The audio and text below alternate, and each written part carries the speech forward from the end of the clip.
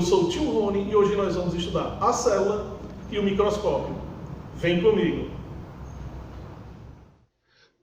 Sejam bem-vindos, Ciências Interativa com o tio Rony, e o assunto de hoje é a célula. Vamos dar uma olhadinha no que seria a célula.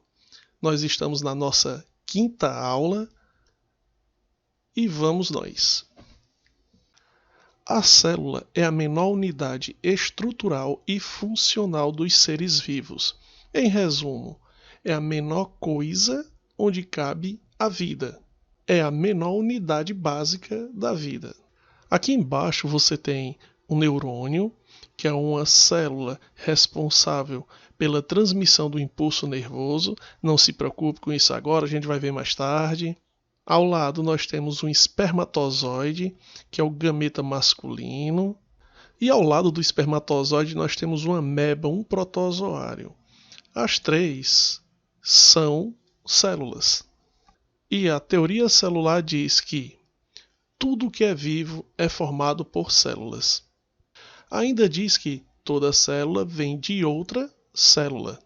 E para fechar com chave de ouro, a célula é a menor unidade de vida. Os seres vivos podem ser formados por uma única célula ou por várias células.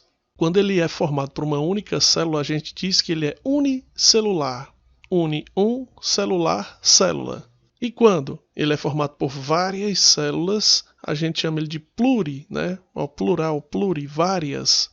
Pluricelular, várias células. Ou multicelular, que é um sinônimo. Próximo slide. O matemático inglês Robert Hooke, em 1665, descobriu as células ao observar as cortiça. Aí você deve estar imaginando, mas tio Rony, o que é cortiça? Cortiça é aquela rolhazinha que vem no vinho. Aquilo ali é extraído da casca de uma árvore. E ao observar a casca dessa árvore, ele viu pequenas cavidadezinhas, que chamou de célula. Por isso o nome célula. As células são divididas em três partes fundamentais. Vamos dar uma olhadinha aqui no esquema. A gente tem uma fina pele, uma delicada pele chamada membrana.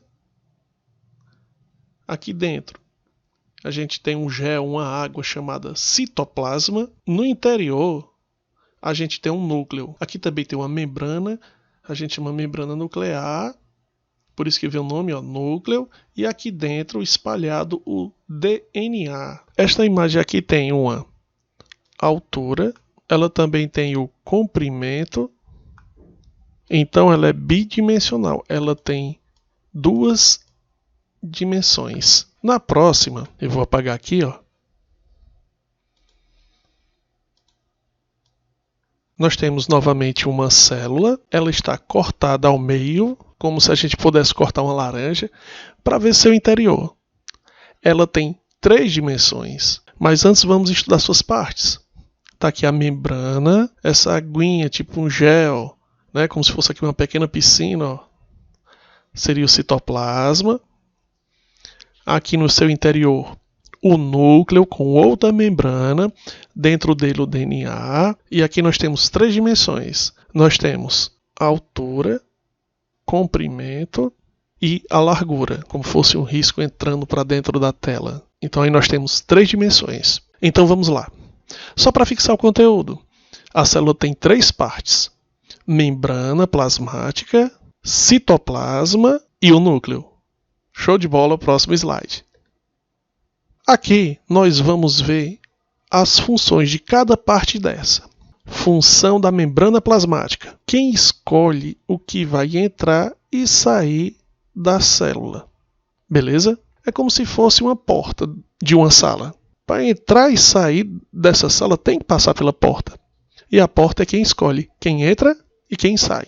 Essa é a função da membrana plasmática. Citoplasma é um local onde ocorrem as reações químicas. Em nosso corpo está acontecendo uma série de reações químicas. E elas estão ocorrendo dentro do nosso citoplasma. Tio Rony, e o núcleo? Ele é quem controla a célula. Você vai ouvir muito a palavra metabolismo, controlar a célula, comandar. E isto vai acontecer através do DNA. Essa sigla significa ácido desoxirribonucleico. Ácido desoxirribonucleico. Em português, ADN. Em inglês, DNA. No próximo slide. E aqui nós vamos estudar os tipos de células. Existem dois tipos, as procariontes e as eucariontes. As células ditas procariontes são aquelas que não têm um núcleo organizado, quer dizer, não tem a membrana nuclear. Já as células eucariontes, elas têm um núcleo organizado. Vamos dar uma olhadinha. Aqui nós temos duas células, a eucarionte e a procarionte, e suas partes. Vamos ver? Está aí a membrana, ambas têm. Citoplasma, ambas têm. Núcleo, só a eucarionte tem. Perceba, dentro do núcleo, o DNA. Aqui não tem esse círculo, ó, não tem um núcleo, mas tem o DNA. E também vamos ver o DNA. Ambas têm DNA. Porém, a eucarionte tem um núcleo, circundando, guardando, cuidando do DNA. Já a procarionte não tem esse núcleo. Eis aí a grande diferença. Mas, tio Rony, quem é procarionte? Em especial as bactérias. Também tem as cianófitas, os protozoários, algas unicelulares e leveduras. E os procariontes? Os procariontes, aqueles que têm um núcleo organizado, nós vamos ver os animais, vamos estar incluído aqui também, né, nós seres humanos, fungos, plantas. Vamos para o próximo slide? Ainda continuando sobre os tipos de células, né, reforçando, enfatizando, unicelular, aquele que é formado por uma única célula.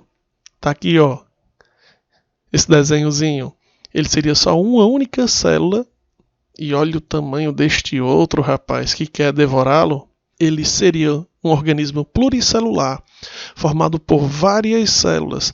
Aqui, ó, 1, 2, 3, 4, 5, 6, 7, 8, 9, 10, tem vários, né? E esse moço aqui, feito só por uma célula.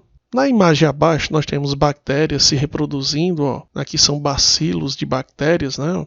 Organismos unicelulares. Aqui nós temos um protozoário, um paramécio, também formado por uma única célula. Não importa se é só um desse aqui ou este aqui, eles são capazes de realizar várias funções para se manter vivos, como, por exemplo, procurar por alimento e se reproduzir. Tudo que é vivo precisa fazer isso, né? Achar comida e se reproduzir. Porque senão vai entrar em extinção. Aqui embaixo a gente tem uma série de outros organismos pluricelulares, multicelulares. Fungos, né, cogumelos, uma belíssima água-viva, uma árvore e também um peixinho. E para fechar essa etapa com chave de ouro, nós temos aqui duas células. Uma célula de um animal e uma célula de uma planta. Vamos compreendê-las? Nessa imagem 3D, esta aqui azul é a célula de um animal. Está aqui a membrana plasmática, quem escolhe o que entra e o que sai. Aqui em azul, ó, o citoplasma, onde vai acontecer as reações químicas. E aqui no seu interior, o núcleo com o DNA. Tio Rony, e essas outras coisinhas aqui são as organelas, mas no futuro a gente vai estudá-las, viu? Aqui ao lado nós temos a célula de uma planta, a célula de um vegetal. Essa parte verde é a parede celular. Atrás dela, escondidazinha, está a membrana, não dá para ver, que pena. Aqui no meio nós temos o citoplasma, já com uma cor mais esverdeada. E aqui o núcleo. E em seu interior, o DNA. Na outra imagem, meus queridos alunos, eu sempre saio buscando as melhores imagens para vocês, viu? Rapaz, aqui a gente tem também a mesma célula de uma plantinha. Tá aqui, ó, parede celular. O autor dessa imagem foi muito show. Cortou a parede celular para a gente poder ver aqui em azul, ó, A membrana plasmática. O citoplasma ele já botou nessa cor mais rosada. O núcleo está aqui, ó. E dentro dele o DNA. Aqui na cor azul, a gente tem uma célula animal, né? Ó. Aqui a membrana plasmática. Aqui nós temos o citoplasma. E aqui nós temos o núcleo. O núcleo é responsável pelo metabolismo, quer dizer, comandar o que a célula vai fazer. Já no próximo slide, nesta página a gente vai falar um pouquinho sobre a linha do tempo do microscópio e a evolução dele durante todo esse tempo.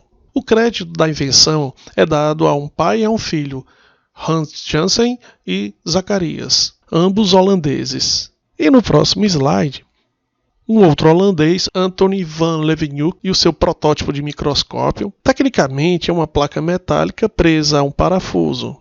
Aqui eu boto o que eu quero estudar e nesse furinho onde vai encaixar meu olho tem uma pequena lente que vai ampliar algumas poucas vezes. E foi assim que o microscópio foi tomando forma. Aqui nós temos novamente Robert Hooke, que foi encarregado de fazer um microscópio mais potente, né, com um tubo metálico e com uma lente apontada para o objeto de estudo, no caso aqui uma folhinha, outra lente que vai ficar no olho do observador, a lente que fica no olho se chama ocular, a lente que fica perto do objeto de estudo, objetiva, e aqui dentro pode haver mais lentes. Esse microscópio pode ser usado de dia, né? A luz entra aqui pela janela, bate nesse sistema de vidros e aponta para a folhinha, ou à noite com o uso de um candeeiro. Acende aqui, a luz bate nessa peça, que vai direcionar também para a folhazinha. Dando sequência, o microscópio óptico, esse que você vai encontrar no Ensino Fundamental 2, né? Talvez ainda em forma de brinquedo, que aumenta algumas vezes, ou no ensino médio, que já aumenta bem mais e já tem uma característica mais profissional. Aqui nós estamos vendo alguém usando microscópio óptico, dando um zoom em um carrapato. Ao lado a gente está vendo uma imagem belíssima de um protozoário ciliado, ó, cheio de pelinhos, ainda vivo no microscópio óptico também. E aqui, acelerando um pouco a imagem, a gente tem bactérias se reproduzindo. Aí você deve estar se perguntando, tio Rony, não para não de se reproduzir, enquanto houver comida, elas estarão se reproduzindo. Assim que a comida acabar, essa grande população faminta vai morrer e algumas poucas vão sobreviver. Lembra-se que eu falei que tudo que é vivo precisa de alimento e também precisa se reproduzir. O microscópio óptico é um aparelho simples, onde o observador vai colocar seu olho aqui na lente ocular e o objeto de estudo vai ficar aqui, ó, perto dessas três lentes objetivas. Ele vai escolher qual a lente que ele quer usar. Aqui a gente tem um condensador e aqui embaixo a gente tem uma fonte de luz. Então esse microscópio ele trabalha com a luz. A luz tem que ser potente para atravessar algo fino, que passe pela lente objetiva, que chegue na lente ocular, para que o observador consiga estudar o objeto colhido para estudo. E agora o poderosíssimo microscópio eletrônico. Nessa imagem da esquerda você está vendo aqui dois técnicos usando o microscópio eletrônico. O Rony, ele é tudo isso, né? Sim. Então, o objeto vai ser colocado aqui dentro e vai ser ampliado aqui, olha, de 5.000 a 500.000 vezes. Vamos olhar essa GIF aqui ao lado. Aqui você tem um crustáceo que parece um olho, é uma alga, e na alga uma bactéria. Belíssima imagem ampliada aí várias e várias vezes, né? Show, simplesmente show. E isso tudo feito exclusivamente para vocês. Então, o microscópio eletrônico é um equipamento que não usa luz. Ele usa um feixe de elétrons que vai passar por esse canhão aqui, ó, e vai produzir essas belíssimas imagens. As imagens são em preto e branco sempre, viu? E no próximo slide, quem tem a maior célula? O dinossauro ou a formiga?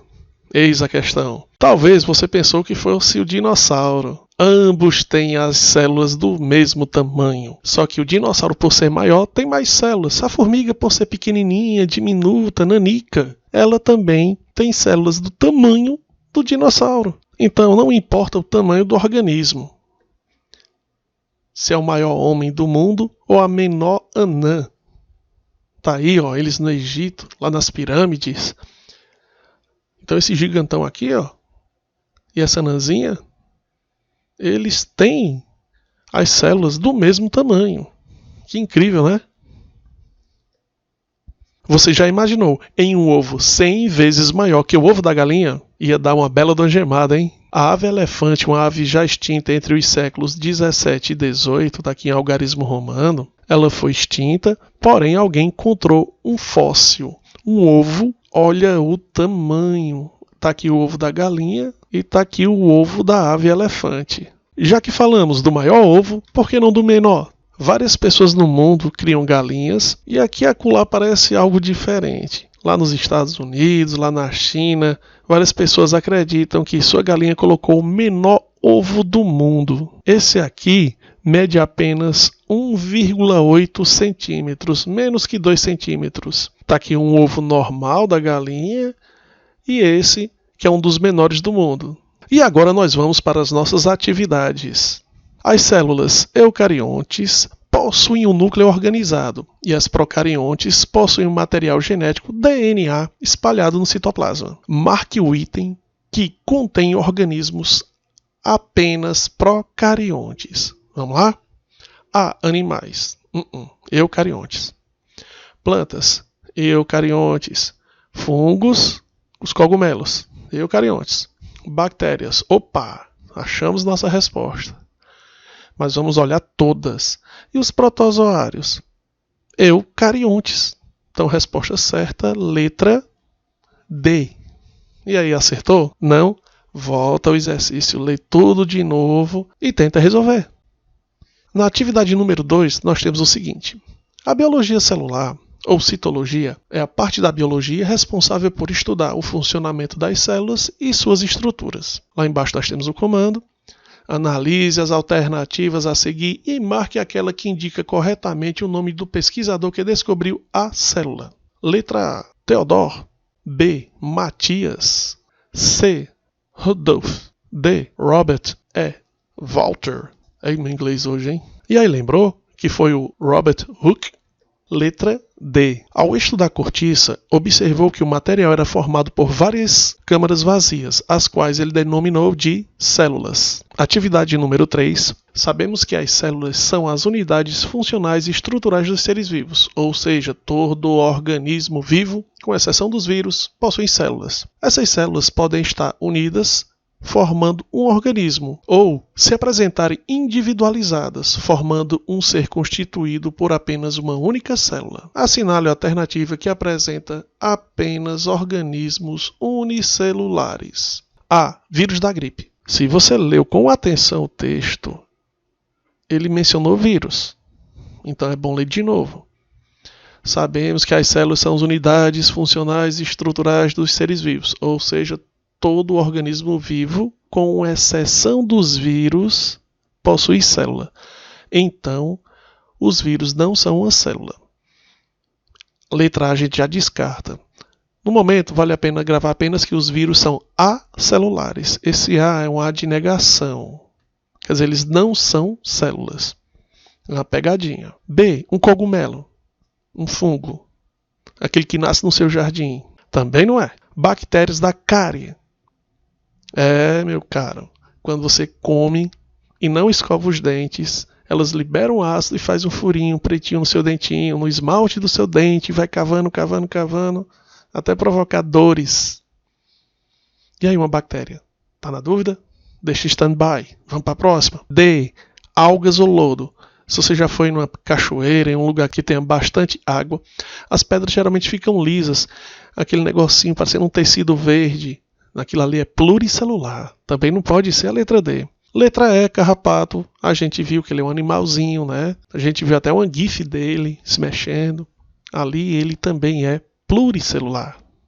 Então, portanto, só sobrou a letra C. Bactéria. Ela é unicelular. E vamos para a atividade número 4. O DNA é uma molécula presente no núcleo das células de todos os seres vivos e que carrega todas as informações genéticas de um organismo.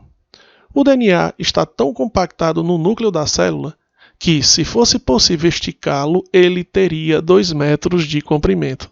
Aí você deve estar assim, caraca, uma célula é uma coisa tão pequena e invisível. Se eu pudesse abrir o núcleo, tirar o DNA, esticar ele com minhas mãos, daria 2 metros.